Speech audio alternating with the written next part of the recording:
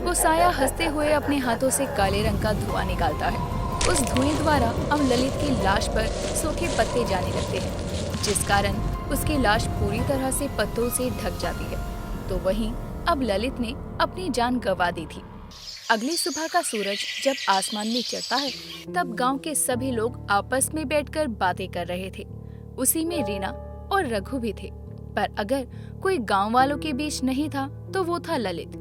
अब ललित को कहीं ना देखकर गांव की औरत रानी से कहती है, रानी बेटा, बाबा कहीं दिखाई नहीं दे रहे, कहाँ है वो? पता नहीं आंटी जी, बाबा कहाँ है? मैं उन्हें सुबह से ढूंढ रही हूँ, पर वो मुझे कहीं भी दिखाई नहीं दे रहे हैं। कहीं नहीं है? ऐसे कैसे हो सकता है? वो तो हर समय गांव वालों के साथ ही रहते हैं ना। रहते तो हैं, पर पता नहीं आज कहाँ है वो। ना जाने मुझे क्यों ऐसा लग रहा है कि इस गांव में कुछ न कुछ गड़बड़ तो है, पर क्या? बाबा का ना मिलना, साथ ही रघु का बर्ताव अलग होना, मुझे तो कुछ भी समझ नहीं आ रहा है। ललित कहाँ है कहाँ नहीं, किसी को कुछ पता नहीं था। और इसी बात से रीना काफी परेशान हो रही थी, क्योंकि उसको ऐसा लग रहा था कि इस गांव में कुछ तो गड़बड़ है। आखिर ललित है कहाँ और रघु का बर्ताव इतना अलग क्यों है? बस इसी सवाल का जवाब ढूंढने के लिए रीना रानी से कहती है, रानी, हमें बाबा को ढूंढना चाहिए, क्योंकि ढूंढना क्या है, आ जाएंगे बाबा। इतना परेशान क्यों हो रही हो रीना तुम?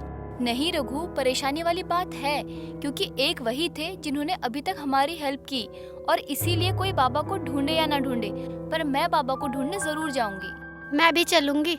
और मैं भी। गांव में अब सभी ललित को ढूंढने के लिए तैयार थे, इसीलिए रघु अब कुछ नहीं बोल पाता।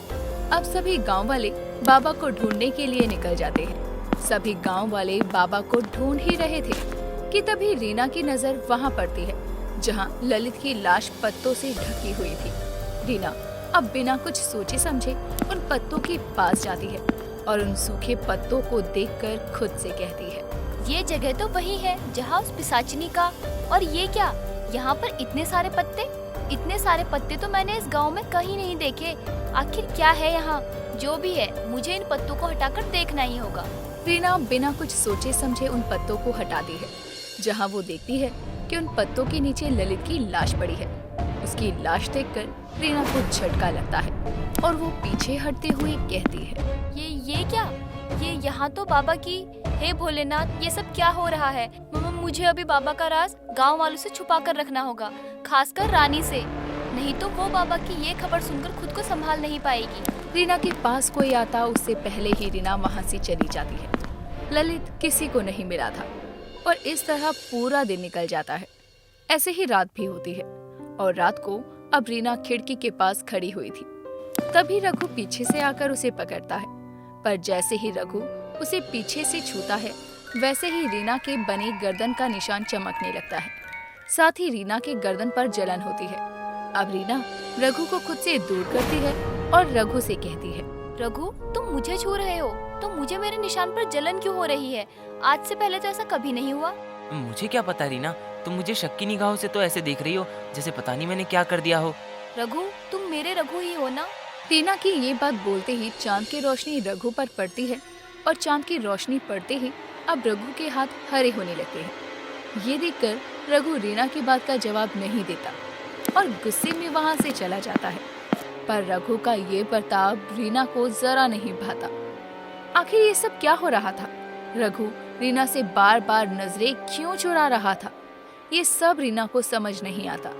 रीना अब बिना सोचे समझे भोलेनाथ के मंदिर में जाती है और शिव के आगे बैठकर वो अपनी अरदास लगाते हुए कहती है, हे भगवान, ये सब क्या हो रहा है? मुझे तो कुछ समझ नहीं आ रहा है। भगवान, कोई तो रास्ता दिखाओ। हे भोलेनाथ के महाभक्त नागिनों की नागिन शेष नागिन, मैं रीना आपको पुकार लगाती हूँ, मेरी मदद करो। एक तरफ जहाँ रीना नैना नागिन को आवाज लगा रही थी, तो वहीं सोई हुई नैना नागिन अचानक अपनी आंखें खोलती है और उठकर बैठ जाती है। अचानक उसको उठकर बैठता देखकर नगीना नैना से कहती है, नैना, क्या हुआ? तुम अचानक इस तरह की उठ गई? नगीना, पृथ्वीलोक पर एक बार फिर कोई संकट आया है। रीना हमें पुकार लगा रही है। ऐसा कैसे हो सकता है? वहाँ के सबसे बड़े संकट को तो हमने। नगीना, ये सब कुछ तो हमें वहाँ जाकर ही पता चलेगा। खैर, जो भी है, हमें इस बारे में माँ से बात करनी होगी। नैना और नगीना अब दोनों ही अपनी माँ मोहिनी के पास जाते हैं और अपनी माँ से कहते हैं, माँ, मुझे पृथ्वी लोक पर जाना होगा।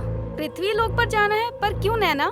माँ, वहाँ का संकट टला नहीं है। रीना मुझे आवाज लगा रही है। हो ना हो रीना किसी मुसीबत में है।